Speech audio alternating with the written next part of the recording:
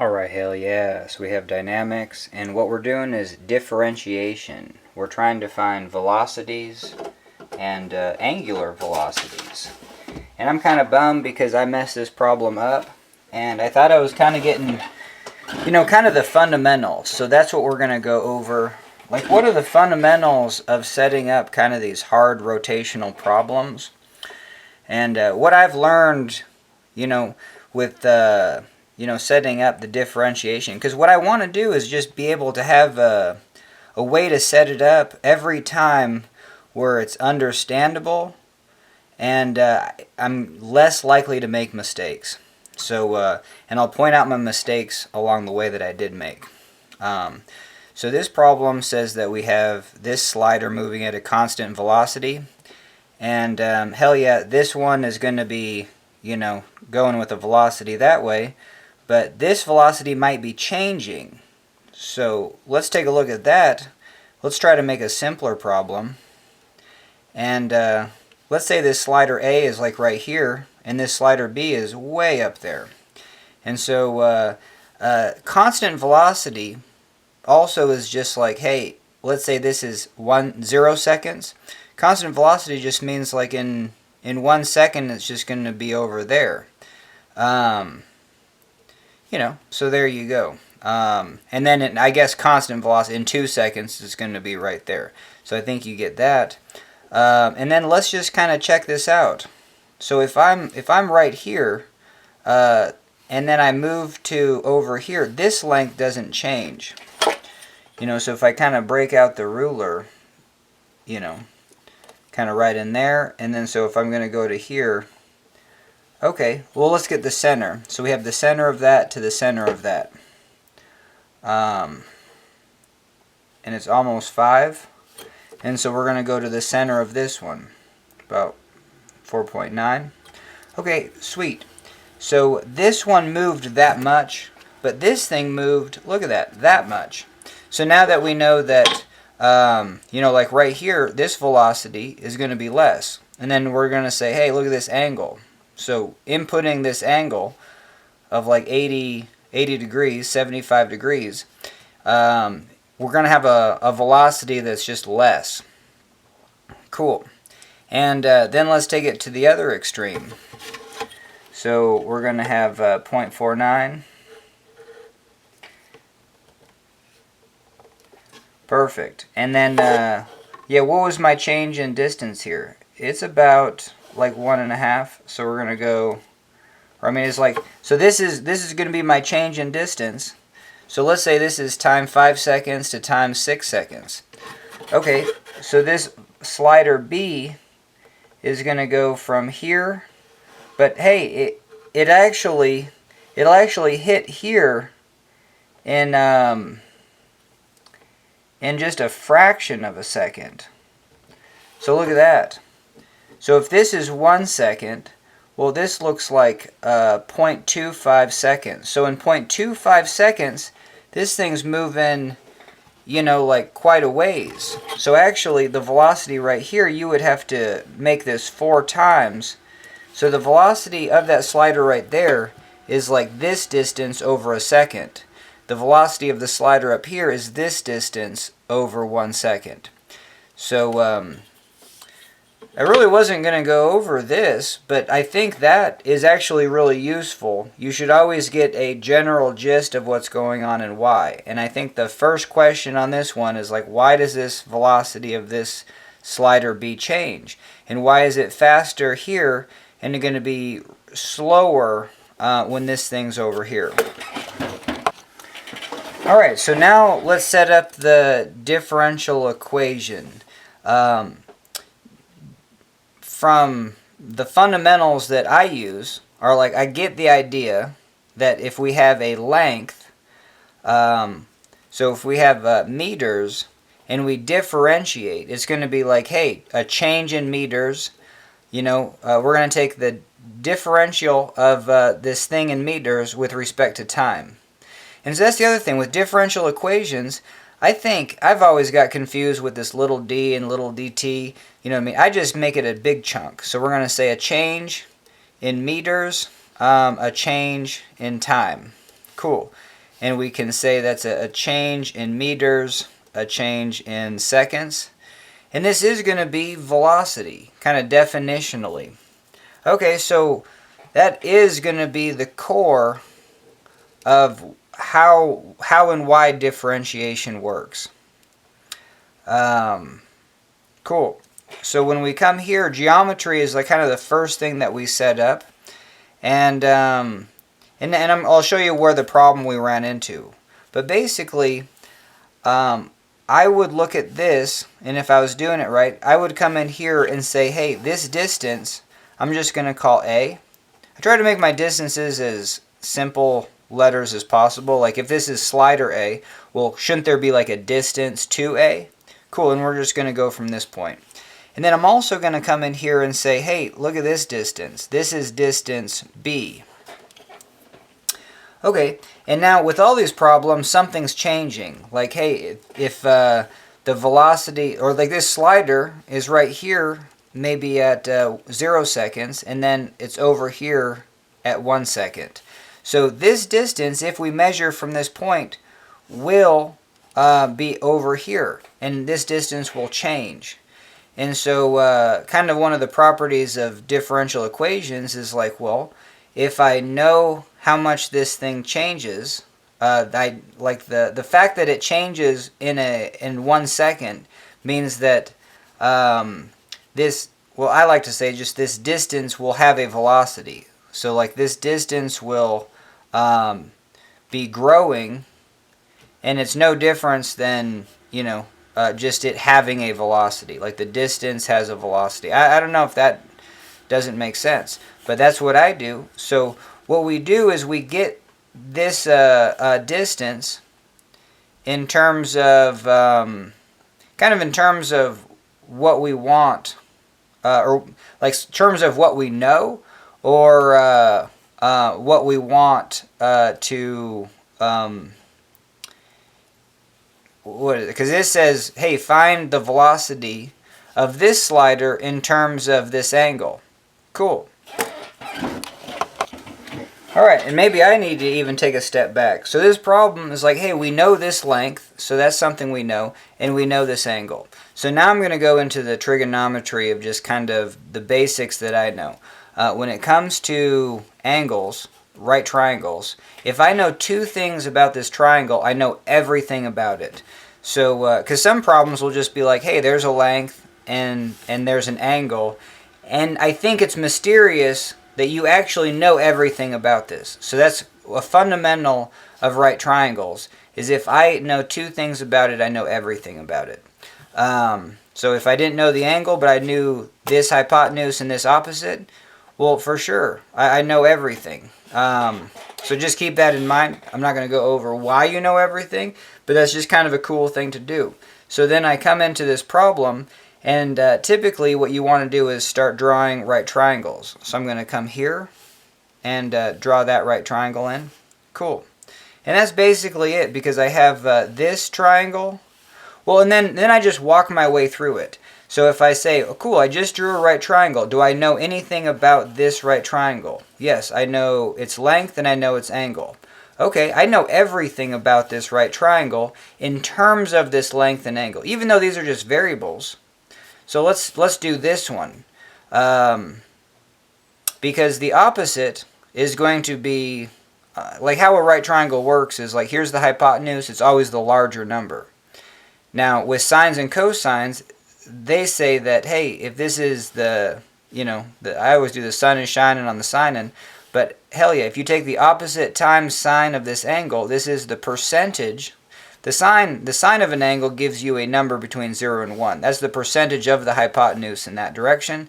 This is L cosine theta. It's the percent of the hypotenuse in this direction. Alright, sweet. So, well, now I know this side in terms of theta.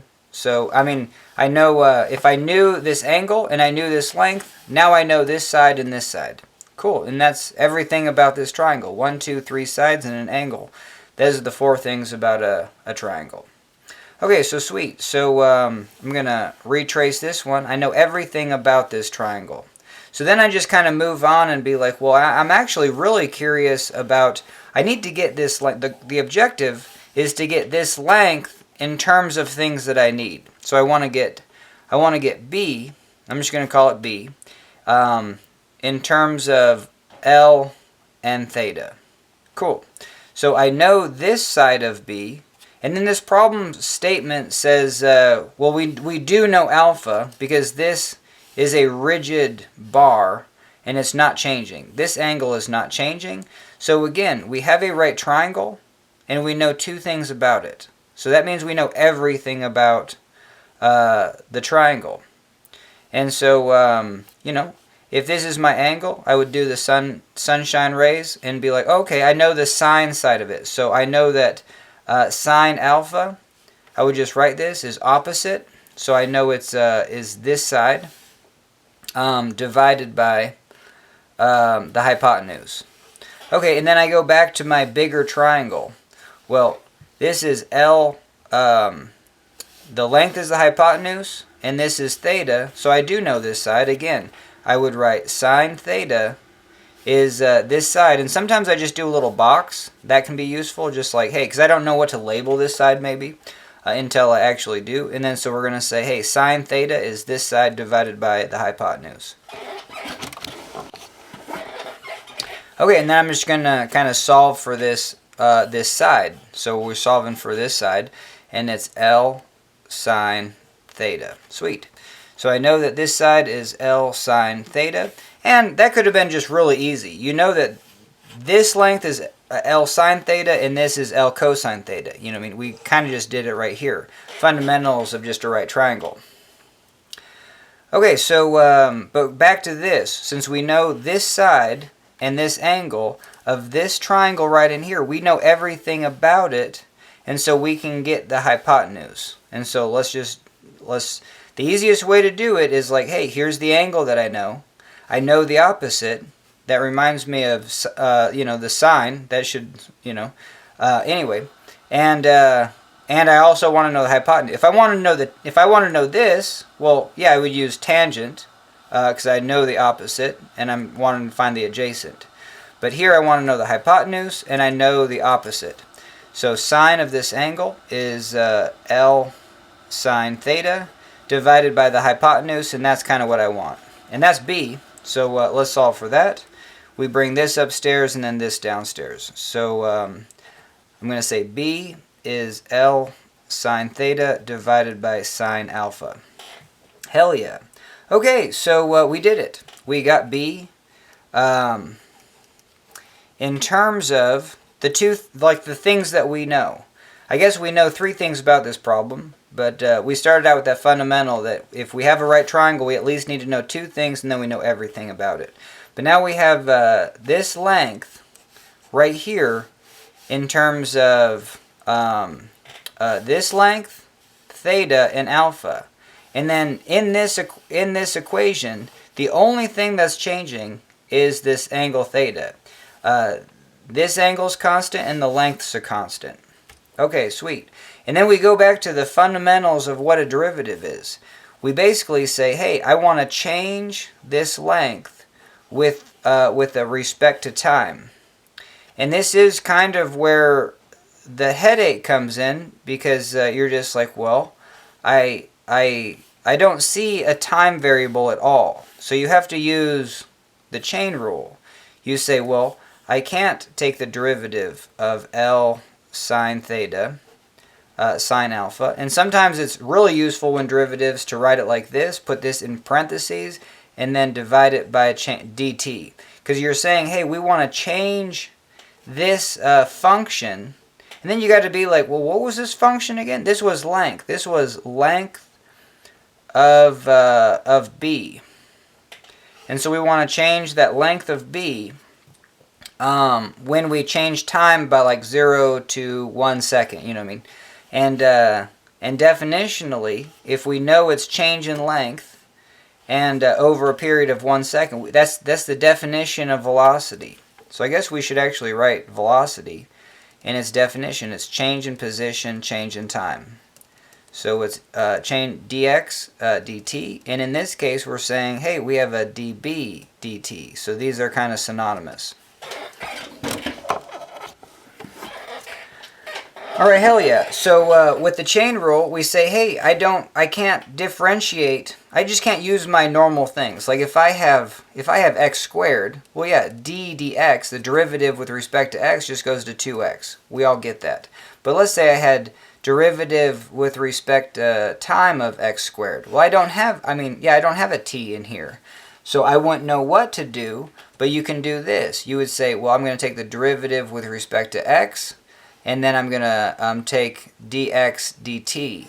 And just from a fundamental perspective, hey, we divided by dx here, multiplied by dx here, those cancel, and you're just back to derivative with respect to time of x of t. Now, in this case, well, let's do that. So let's set up that chain rule. So we have the derivative with respect to theta of this. And hell yeah, we do have theta, and everything else is constant. So we're just kind of money. And then, but we do have to say d theta dt. So now we have derivative of b with respect to time. If we take a multiplication of the derivative with respect to theta, which we'll be able to do, times the derivative of theta with respect to time. And this is the angular speed. So, hell yeah, I guess we'll draw a triangle. And, if you're sweeping out like an angle, let's say 1 radian, that's going to be about 60 degrees. And you do that in 1 second, hell yeah, you just swept out 1 radian in 1 second. So you swept out an angle, theta, of 1 radian, but you did it in 1 second. That's the definition of angular speed. And that is a change in angle, change in time, or you can say d theta dt. So that's definitionally d theta dt. And that's just the angular speed. I get used to writing it as just theta dot, because it saves, you could just write it as omega, but theta dot, I don't know, I like it. It's the same thing as d theta dt. Cool. Alright, so that's what that's going to be. Okay, so now we can just take the derivative. And I think this is kind of where you get lost. You're just like, well, what would that actually give us? Well, the derivative of it would give us the velocity of b. Sweet. So just kind of a little foreshadow. So we're gonna get the velocity of b, and it's gonna be with the, after we take the derivative, it's gonna be with the as a function of the angle, and then the two constants that we know. But then we have to multiply the angular speed. And that's the only thing about this problem. Sometimes the angular speed's given and you just get on with life. But in this case, we don't know the angular speed.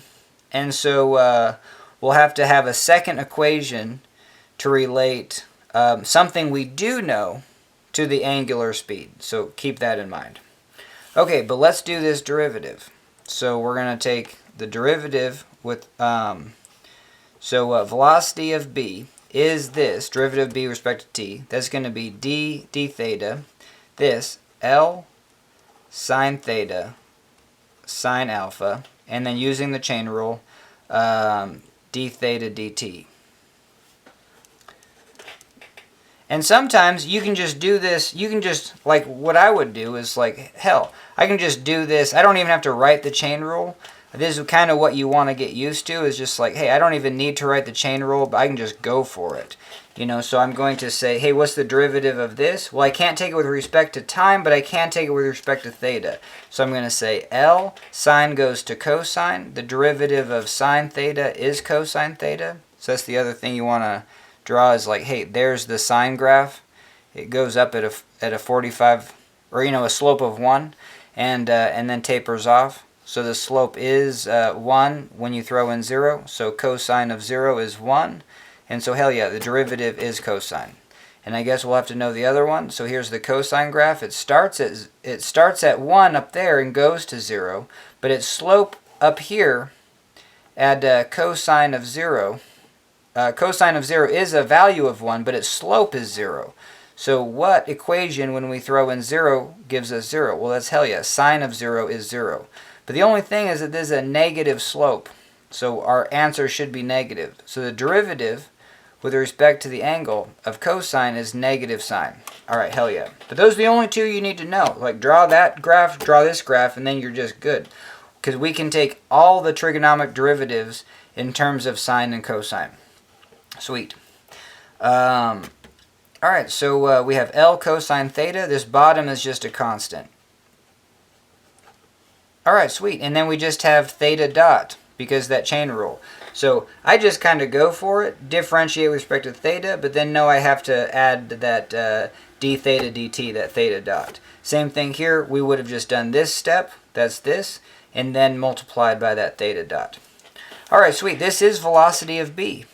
Except the only thing is that we don't have velocity B just in terms of theta. We have it in terms of theta dot. So, hell yeah. So now we need another equation that kind of relates. And so what we do is like, well, we know that this slider is moving at a constant speed. That is something we actually do know. So hell yeah. So that's just a constant speed. And so we have this position. So what do we know about differential equations? We can say, hey, what is this distance? So this distance A is going to be, oh, and this is kind of a, this is a little trickier one. Yeah, maybe this isn't super straightforward. Because this is where I got messed up. Because I was just like, well, isn't this distance A? Can't I just measure this distance A from here? You know, can't I say this distance A is just L cosine theta? And no. And here's the reason why. Is because if we measure it from here, yeah, this distance will change. So let's say this slider goes to here. This distance will change. It has a velocity. But now, what if we measure from here? This slider goes to here, but this slider came down, and this distance is changing. So you got two things that are changing at the same time. They might cancel each other out. So that's the only thing that I was just like, oh. And you can do that, but then this distance is a function of something that is changing. You know, it's a function of this length, b. Because if this length is b, this would be b cosine alpha. B cosine alpha. And then you would have this length. Well, yeah. So, yeah, let's take our time on this one. Because I think, yeah, this was kind of a trickier problem. What we're trying to do is get this distance A. So just A as some function of the angle and things that we know. The other things that are constant we know, it could be L and alpha. You know what I mean? Something, theta, L, and alpha. So we do that by, yeah, let's go back to, hey, this triangle, I know two things about, L and theta. I can see that this distance, well, I for sure know this distance. This is L cosine theta. Sweet. So this comes up a lot in trigonometry. If I want to know this distance, well, let's start with something that I do know, L cosine theta, and then subtract this little bit. Cool. And we need to subtract this little bit.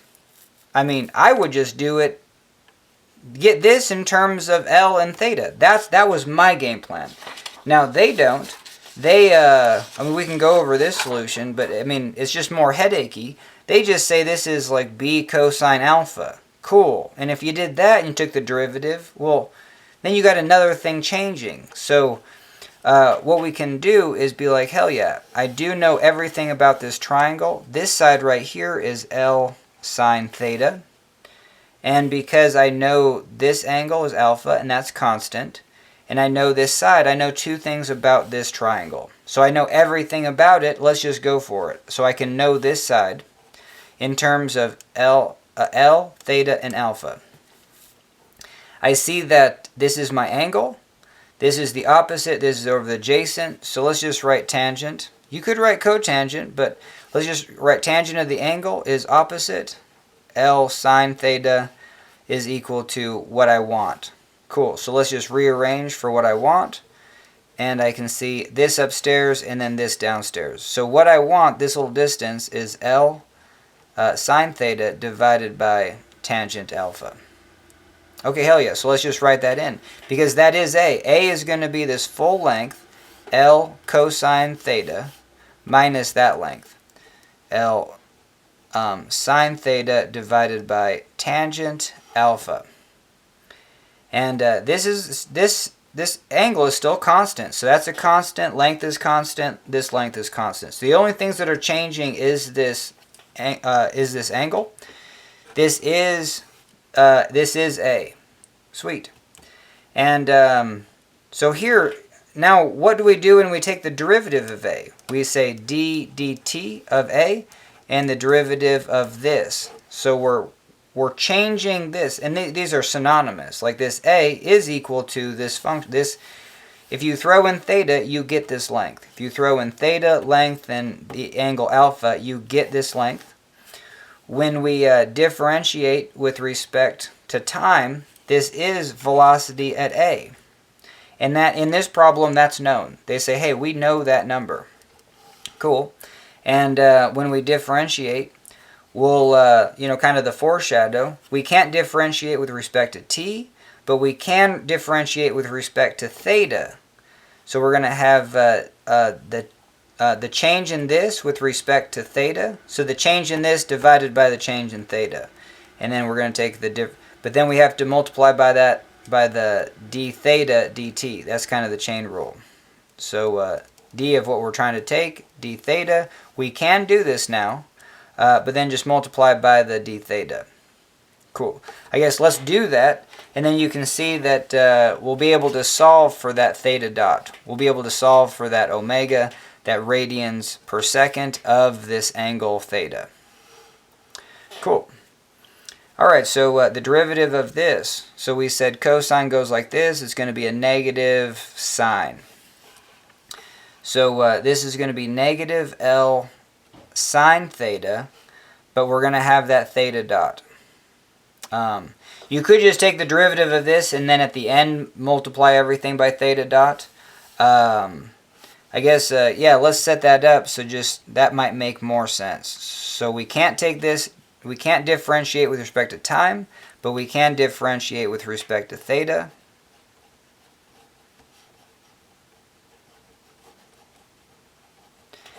As long as we multiply by d theta dt. And you can see that when these cancel, hell yeah, it's just the differential equation of this with respect to time, which is velocity at A. Okay, so differentiating this just goes to negative L sine theta.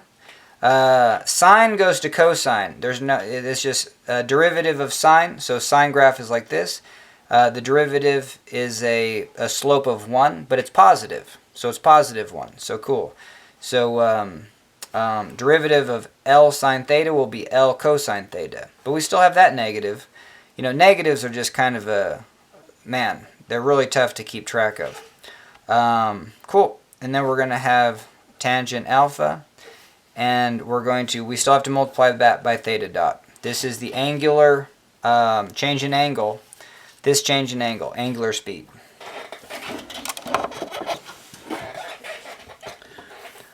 Alright, and so we know that this is equal to velocity at A.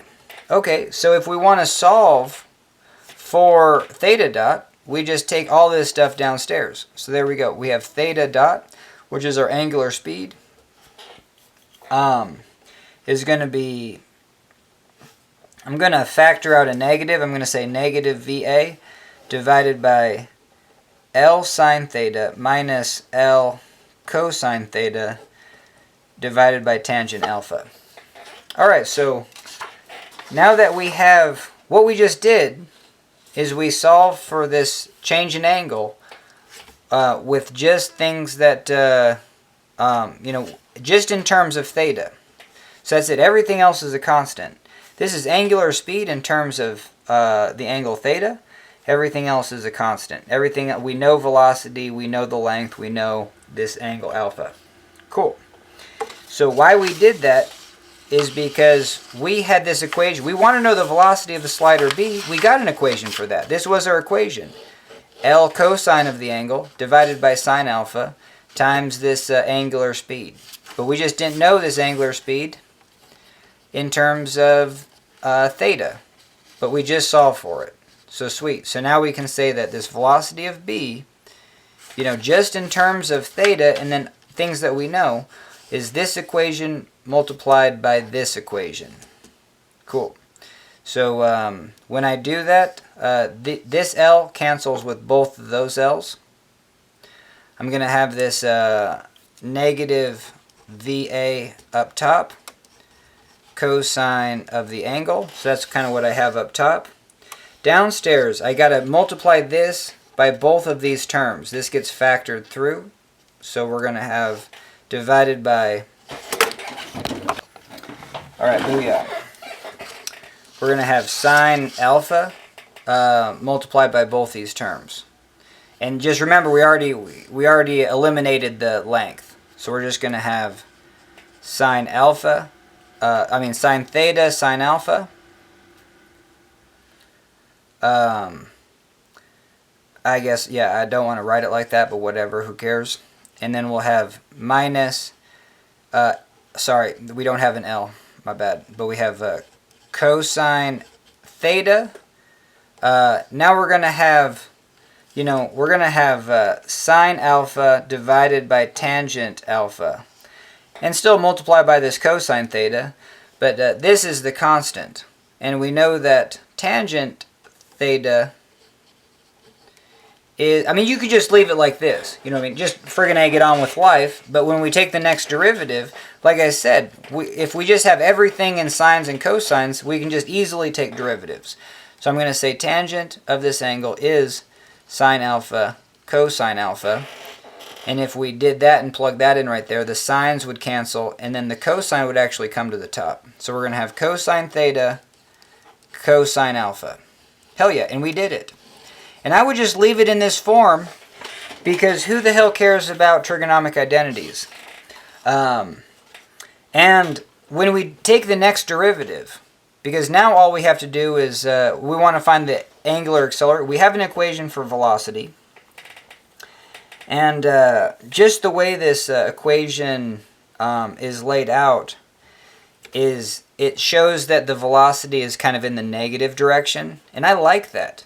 But their solution just says, hey, let's pretend like we already know it's in the negative direction, and we're going to say if this is going in the negative direction, we're going to call that positive. Like, that nonsense drives me crazy, because it's just like if you come in here with a coordinate system and you say, hey, this is the positive x, this is the positive y, you know what I mean? So this thing is going in the positive x but negative y. It's going to have, that's the crazy thing, is like, I don't know, you know what I mean? I guess you still have to get the absolute value of it. But in the back of the book, they just account for that, and then so they get rid of this negative sign. They say, hey, if I know the absolute value of velocity of A, and if I just know the direction these things are traveling, if I say, hey, this is going to be traveling in the positive direction, which I guess is you're calling that way, but you're also calling this, you basically have two different frames of reference. You have along this rod, you're calling this positive, and then along this rod, you're calling this direction positive. So that's what they do for this problem, and I don't know, I think that's maddening to me, but whatever. Alright, hell yeah. So the trigonomic identity of this, because it's kind of two angles that you're multiplying, but anyway, the trigonomic identity of this is cosine alpha minus theta. Now, I don't want to use the trigonomic identity just because I haven't done the proof yet for it. I know it exists, but still, I just wouldn't know to do that. But maybe, when you work with trigonometry, when something kind of looks a little bit messy, you're always asking, well, can't I clean that up a little bit? But for this problem, we're not going to, and we're just going to take the next derivative. And it'll get kind of messy, but let's rewrite this. So we have velocity of b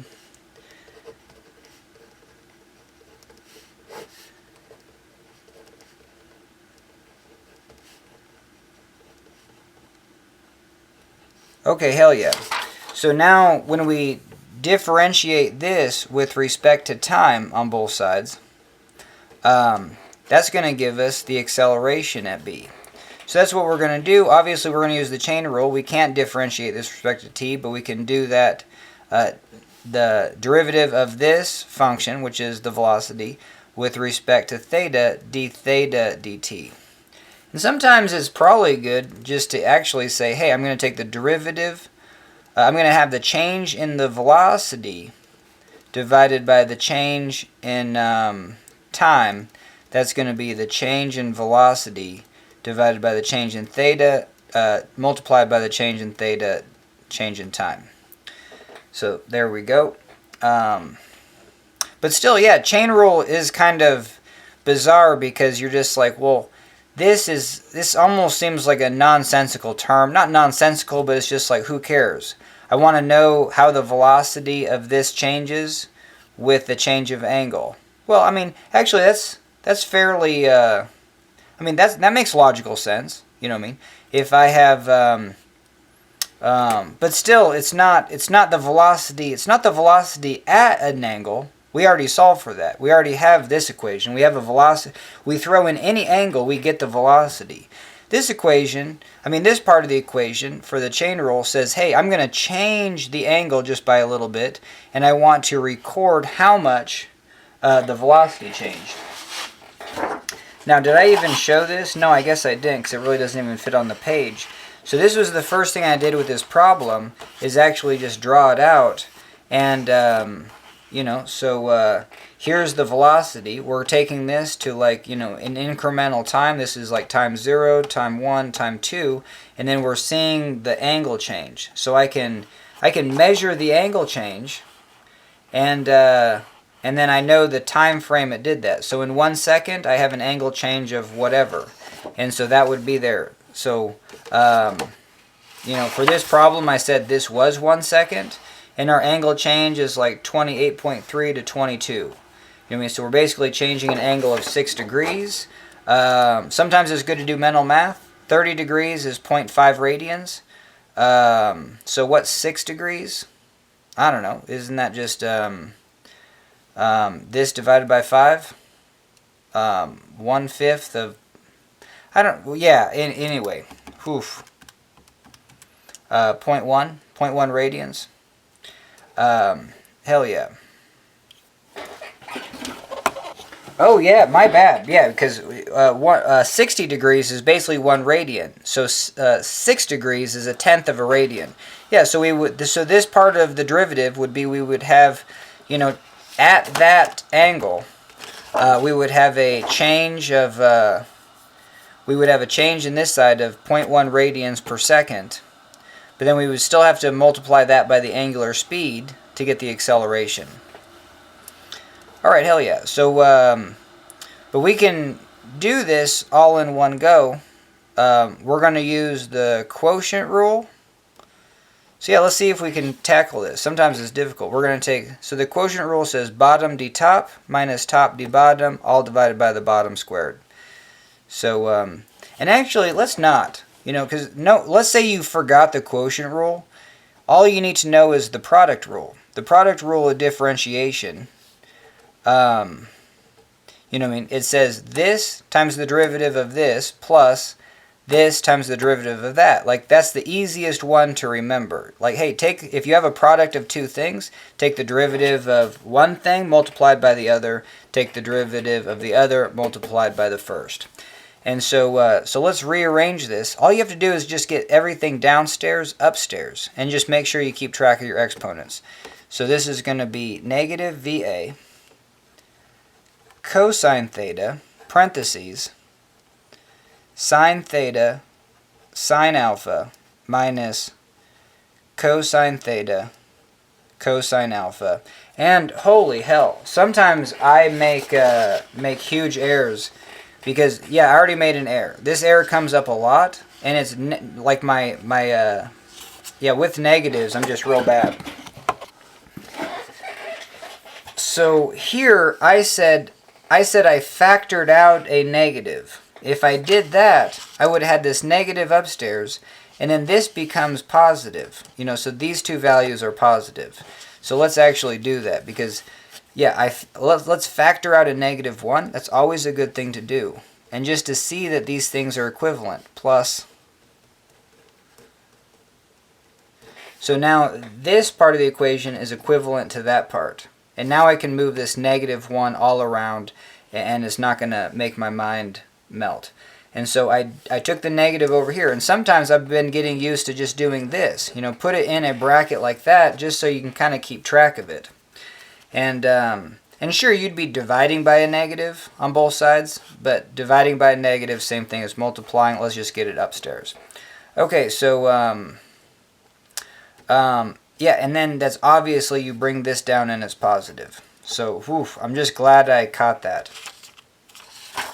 All right, booyah. So this becomes positive, this is positive.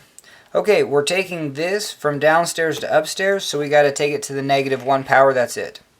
And when doing differentiation, I just get into the habit of getting everything on one line, getting everything with the exponents in decimal form, because if it's a square root, get that in decimal form. So now we're going to take the square root of this. We're going to take the derivative. We have a product of two things. See, that's it. We just have this and then a product of this. This is constant. This is constant. It's always good to know what your constants are.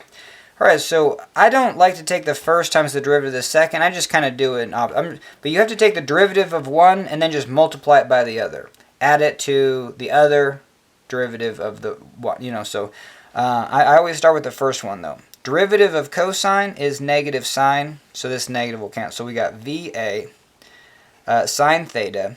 And with the chain rule, I do not want to forget about my theta dot. So I'm just going to do that right away.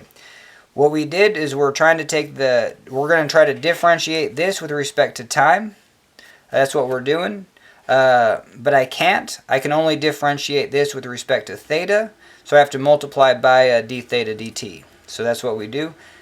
Differentiate with respect to theta, multiply by that theta dot. So we have, I'm doing it the derivative of the first, and then just times the second. So we just write it in. But this is where, especially the acceleration derivatives, taking the second derivative, it's a monster. Don't forget that that's downstairs. Anyway, all right, so we did it. Derivative of the first times the second. Now we're going to say plus, we took the derivative of the first times the second. Now I'm going to take the first times the derivative of the second. So I'm just going to write the first, VA cosine theta. And now we're going to take the derivative of this. This is where you use that U substitution. I don't know. I don't even think you actually have to I don't know. Do you even need to know U sub? You do need to know U substitution, but I swear just calling it U substitution, just like you eliminate half the planet from wanting to learn any of this stuff. So literally, you just have to bring the negative downstairs. Just do the process, and then you're just like, oh, there's almost no difference between doing the process and calling it something, because unless you're going to actually do a tutorial on the proof of how U substitution works and why it would work in differentiation, I can't even tell you why U substitution would work for that. The fact that I can just do 2x and then dx, you know what I mean? And then 2x times 1. I honestly can't, you know what I mean? But, so that's the thing, is just like do the process, whoa.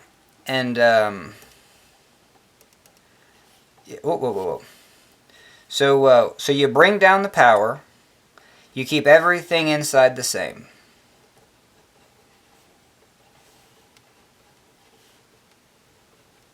You take the power to the -1, just like you had x squared. Bring down the power, take the power to 1. 2x to the 1 is 2x. So sweet. You drop the power, so -1 becomes -2. And now you see that when we were doing the quotient rule, you would have squared this downstairs. You know what I mean? So this is kind of where that term comes from. Yeah, it's just kind of cool when you put it upstairs, you get the quotient rule as well. They're identical. All right, so hell yeah. But we're not done, because that was the u substitution part. -1, take all this to the -2, but then you got to take the derivative of the inside. So it's we're multiplying, so I'm just going to bring it down here. And we have a product of two things, but one is a constant. So we don't have to use the, like the first times the derivative of the second again. You could go through that. I mean, it would be the first times the derivative of the second, and the derivative of a constant is just 0. So that term cancels out, and then you just have what we're going to do. So we have this constant times the derivative of sine. Sine goes to cosine, so we have cosine theta, sine alpha, theta dot. And that's why, I don't know, I just like to put my constants in front, so I would have done that different. Alright, so now we're going to add it to the derivative of this. This goes to negative, so I'm going to do a -1 sine theta cosine alpha theta dot. Alright, hell yeah. And just keep in mind that these are multiplying. And, I mean, now all we have to do, I mean, it's a beast. And that's why, like, you probably should learn how to simplify things. But you don't have to. That's the take-home point. Now, where is my... What did I say theta was? Right here. Theta is negative VA divided by L. Is it L? I thought we dropped that term out. No.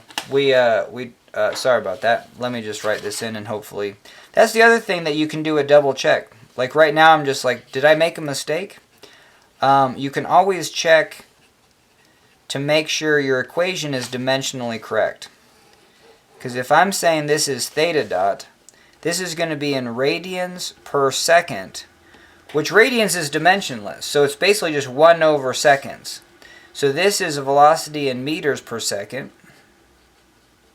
And then downstairs is a distance in meters. Sines and cosines and tangents are just fractions. They're dimensionless. So hell yeah. So that's legit. Okay, so now I'm actually not going to rewrite it, because that would just be dumb. But we have our equation. You know what I mean? It's a monster. But if we throw in this right in the theta dots, which is right there, there, and there, now we have an equation for acceleration that's just a function of theta. Everything else is the angle theta. That's the only thing that's changing in this equation. And then theta is in this theta dot. Everything else is the constant. Velocity, this angle alpha. But yeah, it's just fascinating that, if you do it like the solution and figure out how to take trigonomic identities and simplify things, here's their equation for acceleration of b. But I guess the take-home point is, like, I think the most important thing about this problem is to, what you are doing in mathematics is you're getting an expression that gives you this acceleration by inputting in any angle of theta. Even if you just had an Excel spreadsheet and said that for this problem, this angle can only fluctuate between, look at it. The angle can only fluctuate between 30 degrees and 0 degrees. So, a good enough solution for this would be going from 0 to 30 degrees and then having over here the number for the acceleration. You know what I mean? And then just solve it for every 1/10 of a degree. And that would be a great solution. You know what I mean? A non-equation solution. But if it's in Excel, you could actually do a form-fit line. And then this is also, this equation will also satisfy. Now, I guess I'm going to end this video because, what happens is if I actually try to put this equation in my calculator, it's just too many terms. And so I'm going to end this video by going to the derivative calculator, because I don't know, I've gotten used to that platform of entering equations, because it'll actually show you the equation. It kind of makes it real small if it gets pretty big, but you can at least see the equation, which is really helpful. And so and you can do little bits of the equation, so I can make this equation and then you can save it. So I can always save the inputs, and then I'm able to save those inputs and then, you know, use other math programs. And yeah, because I'm just curious if I even just made an error here. So we're going to compare this solution to the solution in the back of the book. Alright, hell yeah, let's do that. Alright, hell yeah, so we're back. And what we did is we put this into the derivative calculator. Now, we already have, like, what we solved for was the equation for the acceleration. So yeah, so this monster equation that actually had theta dot in there, the angular velocity, sorry. But heck yeah, so we were able to put this into the equation calculator. One thing I realized I could simplify is that these things, you know, are inside this square, are on both terms, so I can just factor that out. And then we have two terms here. We have this main term plus this whole thing. And they both, you know, I mean, with that chain rule, differentiation with respect to time is going to be the differentiation with respect to theta, and then d theta dt. So it's going to be that differentiation with respect to theta, and then theta dot. So we solve for the differentiation with respect to theta. All we need to do is just multiply by theta dot. And so it's kind of interesting that even in the you know, I got to get better at the derivative calculator. Won't do like the one that I use, this program. Sorry, I don't have the name of it on here, but the derivative calculator, it won't do chain rule. So, but I totally space that the chain rule is just the derivative with respect to the theta, which it will do, and then just make sure to multiply it by this theta dot. Even though that's going to be another little function. But still, with the derivative calculator, you're actually able to copy paste just real easily, you know, these big long equations. So and then all I had to do was just, you know, and then so here, right here is that theta dot. Theta dot is that negative v, you know, divided by L sine theta plus L cosine theta divided by tangent alpha. And then even right here, I have two terms in here, and so I could have just done parentheses and multiplied it by that. For whatever reason, like, I'm kind of just new to derivatives, and when you're doing the derivative, hell yeah, you might have a lot of these theta dots, but they're going to be on every term, you know what I mean? And so, yeah, that was just, well, no duh, because it's the definition of the chain rule, that you're taking the derivative with respect to theta and then just multiplying that term, whatever that beast is, you know, then just multiplying it by that theta dot term. Okay, sweet. And then it's really nice to actually have a graphical example of what the problem is. So we did 22 degrees, and 22 degrees is going to be here in radians. And now, I just used this differential calculator to actually put in, this is the acceleration of b.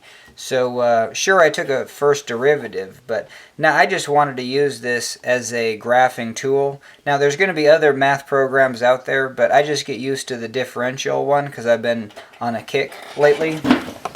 And so I just put this equation in, but it still gives you the original function. So the original function at 22 degrees is going to be, and now on this, let's set the parameters.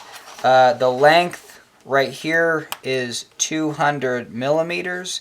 Our velocity is 20 millimeters per second. So you can kind of see those time, or those gaps. And then the velocity is 22 millimeters per second and 24.5 millimeters per second right at 3.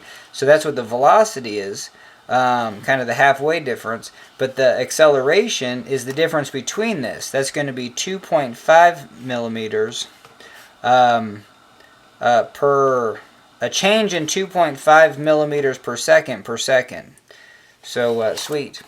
And and then we did a fairly decent job. It's really difficult. Like the velocities are pretty easy because 22 millimeters to 24.5 millimeters, those are measurements that I can actually measure fairly accurately. But if I was measuring the difference between this, I mean, we're talking, 2.5 millimeters.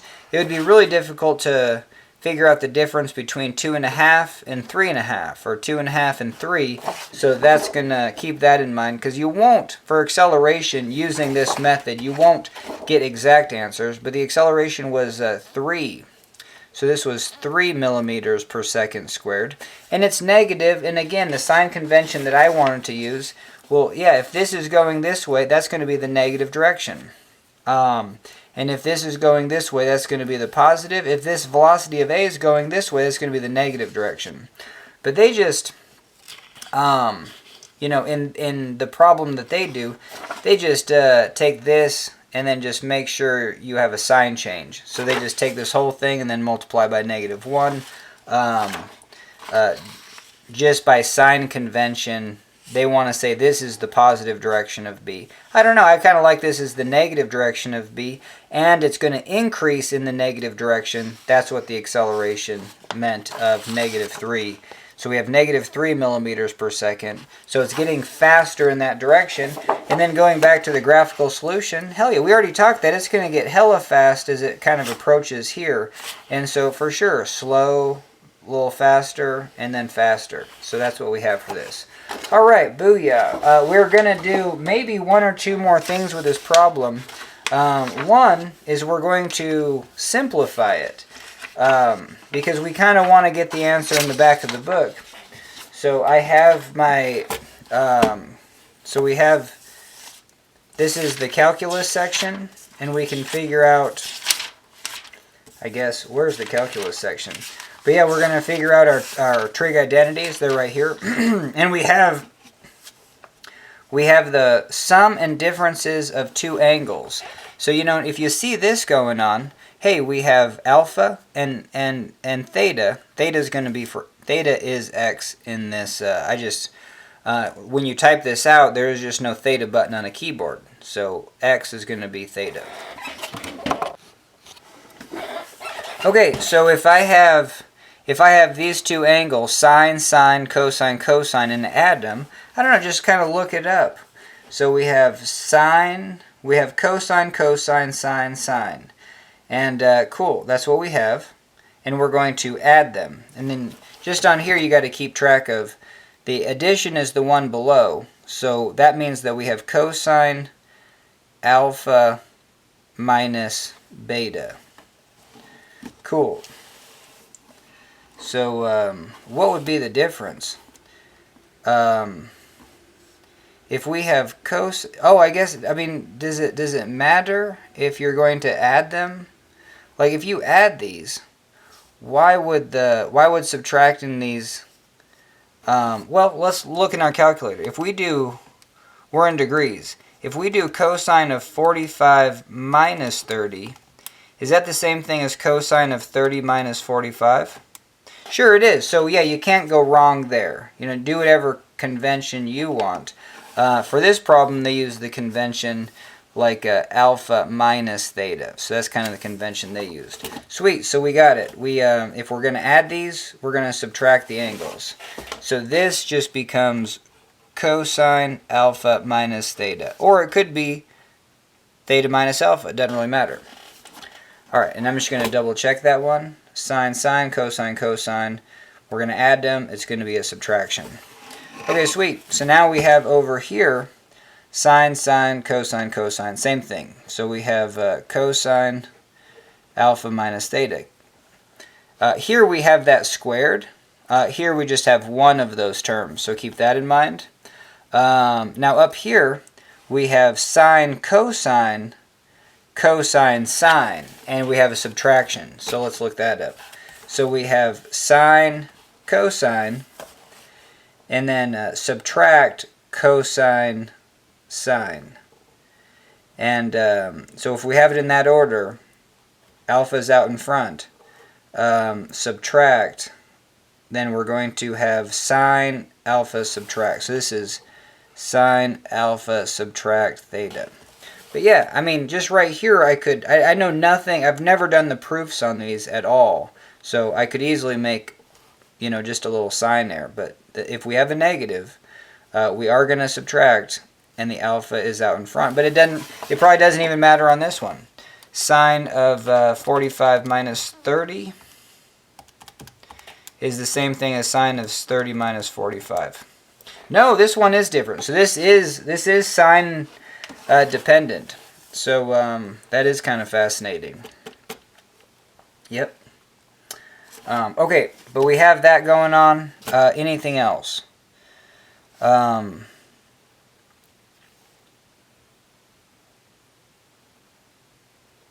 don't know. That looks pretty good. So let's start to clean this up.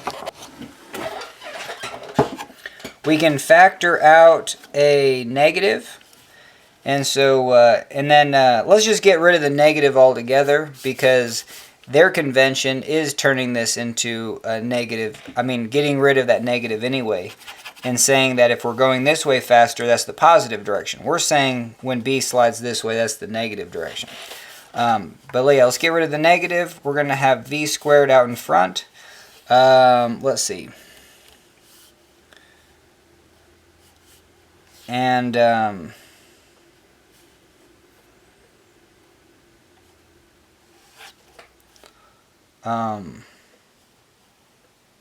for the time being, I'm just going to call this term A. So we're going to divide by A on both sides. And then we have 1 divided by cosine alpha minus theta. And then we're going to add it to, now over here we have sine alpha minus theta divided by cosine alpha minus theta. Oh, but this is squared. Okay. And so so here we have a cosine squared. Maybe we could do something with it. I don't know. A better thing that we could do is just go back to our triangles. I think this might work out, hopefully. So if we have a triangle of 1, this is going to be the sine of the angle. This is cosine of the angle. And I want to get sine in terms of these two things. We use Pythagorean theorem. We say that this is equal to 1 squared minus cosine squared theta.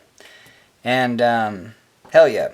So now this term just becomes this divided by cosine squared theta. And sweet. And so we're going to have 1 divided by cosine squared minus 1. I don't know if that helps us at all. It probably doesn't. And just know that this theta is this alpha minus theta. That really doesn't look like it helps us at all. Yeah, let's see the form that they actually got their answer. You know, I really don't care about simplification, but maybe I do, because this is the last thing I care about, is like how they technically did it. But it is kind of cool to go back to see what conventions that they use. Oh, you know what? They say that sine theta, cosine, yeah. Oh, this is fascinating. Well, yeah, they get this identity where you just get sine alpha. If you have sine theta cosine alpha minus theta plus cosine theta sine alpha minus theta. Yeah, that was the wild one that really helped you simplify it. But their answer is v squared sine squared alpha divided by L cosine cubed alpha minus theta. Oh, and you know what? So we got it in terms of this. I just totally forgot to do anything with this term. But I don't know. I'm gonna just throw in the towel on this one because, I mean, at this point, just looking up substitutions, it's like, who cares? Like, you know what I mean? Who cares if this thing is big and ugly? It still works. It works 100% well. So I might just leave it at that. But yeah, some of these identities I will look over and see if I can, yeah, and then, so let's finish this video on a positive note and go over their solution. And I'll show you where they deviate from where what I would do. So they say this is point C right here. And then so they're going to say, hey, this dimension, well, yeah, hell yeah, it's just L sine theta. So that's what they get. That dimension is L sine theta. I think moving on. They also say that if this dimension is L sine theta, let's do that, because if we have sine of this angle, we're going to have that opposite, that L sine theta, divided by what we want. So they're saying that, oh, what the hell? Oh, no, yeah, they're saying how is this hypotenuse, because at some point we might want that length. How is that related to these two terms? I mean, it's kind of what we did. Oh, yeah, I mean, no, they're just using the identity that, hey, if I know the hypotenuse, this length is equal to this length sine of this angle. Cool, so they're just saying those two things are equal. All right, so now, then they're coming over here and saying if we have this length, this whole thing is L cosine. And that's equal, and then this is the bizarre thing. They're saying that's equal to this little chunk, which would be SB cosine. So they're just going SB cosine alpha plus SA. So that's what they're doing right there. And they're saying that's equal to L cosine. And then they're taking the derivative of this. They're just like, hell yeah, both these two things are changing as a function. As theta is changing, these things are changing. And that makes sense. If we have these two lengths, if we know length and we know theta, these two lengths additive, we know what that is. It just seems like in this one you have, like, you know, why not solve for SB like we did and then throw it into this equation? And but anyway, so you when you take the derivative of this one, you have to like the derivative of this. Well, which one are we doing? Oh yeah, so this is the length b, and when you take the derivative, you get the velocity of b. Cool. And then this one, when you take the derivative, you have the lengths a and b. So you're going to get the velocity of a and the velocity of b in this equation. And just mentally, when I'm doing these derivative ones, I don't think I want that. I want to solve my distance equation first and get this equation just as a function of a. So a is equal to, you know what I mean, something, something, theta, and L. And then I can take the derivative and I can say that's the velocity of a. But yeah, that's just the bummer. They say this is the velocity of a minus the velocity of b. But you do have this equation. So that's kind of what they're getting at. Is that, well, and then here they actually, they divide 4 by... Oh, I didn't realize they divided both of these. I thought they just subtracted them. I have to take a look at that. Alright, hell yeah. I didn't even know why they did that, but, you know, I'll have to throw that in my wheelhouse. Because you're trying to solve one of these for theta. That's what they did. They're trying to solve this for theta and then input it into that one. You know, or vice versa. So they just divide these two equations, and theta dot divided by theta dot, that is 1. So that just disappears as a as a, being equal to itself. Or just that's just equal to 1. Those divided by themselves, theta dot just vanishes. And then now we have this equation, and we could probably go back and solve for... No, I guess we just have an equation of velocity of A in terms of velocity of B. So we have what we want, because we know we want to get an equation of velocity of B, and booyah, we have it. It's just, why have 2 terms for the velocity of B? And it's like, how do you actually simplify that? So they simplify it. Let's see how they do that.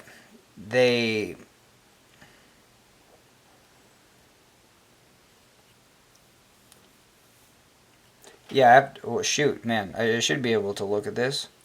So we're taking... Okay, we're taking the cosine theta up to this velocity of A. We have to FOIL it through to this one, but then we're actually adding it to the other side. But before we do that, we're taking this up here, so we have velocity of B, sine alpha, sine theta, and then add it to velocity of B, cosine alpha, cosine theta. Whew! So that's brutal to do that. I mean, to simplify. I mean, I don't know. That's just a complex little math little trick right there. But yeah, for sure, you're just getting velocity of A in terms of velocity of B, and solving for velocity of B. So yeah, and but you use the identity that this, like right there, you see these 2 angles being added, sine, sine, cosine, cosine, and that becomes cosine alpha minus theta. Yeah, and I just haven't done the proof for this, so it's just like, I don't know, it's just kind of hand waving, but it does simplify it. And now we have velocity of B, and so now we would just take the derivative of this with respect to time, which is the derivative with respect to theta, and then we're going to have a theta dot. So we're going to differentiate this. It's going to be that you're using the bottom d top minus top d bottom, all divided by the bottom squared. So that's kind of the first thing that you see is this bottom squared. And then bottom, and then derivative of the top is sine, plus the top times the derivative of the bottom, that goes to sine. But it's minus, and then because this is cosine to sine is minus sine, then the negative becomes positive right here, because it's bottom d top minus top d bottom, but derivative of cosine is minus sine, so those 2 negatives cancel. So booyah, so you get this, but then you also do a further simplification where you say that sine theta cosine alpha minus theta plus cosine theta sine alpha minus theta. I don't know how you're going to know that one, but yeah, that's just sine alpha. And it's just like, whoa, you'd have to have a degree in trigonometry to see that. And so, but booyah, you can simplify that. Or you could have just said, hey, we're done, but we do need to actually input theta dot. And so we go back to where we can, hey, there's theta dot. And so what this equation says is, yeah, let's see what they did. So yeah, they get the acceleration in terms of velocity of A and theta dot. And then using 3 and 5, equation 3 and equation 5. Okay, yeah, because they need to solve for theta dot in terms of velocity of A. Because we know velocity of A, we don't know velocity of B. I mean, velocity of B is a function... Yeah, I mean, you solve for velocity of B right here. I guess you could do it either way. But yeah, they get theta dot using equation 3 and 5. So they're taking velocity of B, changing it to this velocity of A, and then solving for theta dot. And we just did it like right off the get-go, knowing what we wanted, instead of just, I don't know, the only thing about this one is you're just kind of setting up too generic of the distances. I just wouldn't do that. I would be like, hell no, I just want this is my term of A, and when I change that, that's going to be velocity of A. Not, hey, if I get this as my term, I have, distance B something plus distance A something is equal to L cosine theta, and then when I differentiate using the chain rule, I'm going to have velocity of B, velocity of B something plus velocity of A something, and also a theta dot is equal to, or what do I have? Oh, I guess, no, my bad. They have these distances just generic, so you don't even have a theta dot on those. Yeah, that's the, okay, yep, and that's what I have to get used to. If you're defining a distance, and so they're saying this total distance is S of A plus S of B cosine alpha. When we take the derivative of this with respect to time, yeah, distance, you can take the derivative of distance with respect to time. That's just this dot. You know what I mean? That is the definition of velocity. So you'd have velocity of B times this constant cosine alpha plus velocity of A times that cosine alpha. It's this term that's in terms of theta that you can't take the derivative with respect to time. And so you have to use the chain rule on that. So then you would get negative L sine theta theta dot. And that's what you get right there. Alright, so brutal. I guess I'm still learning, so sorry for just going through this just for my sake. But I don't know. Yeah, it's fascinating. I really want to learn derivatives at a high level. But this is, it's going pretty good so far. Alright, thanks for joining me, and that's a video.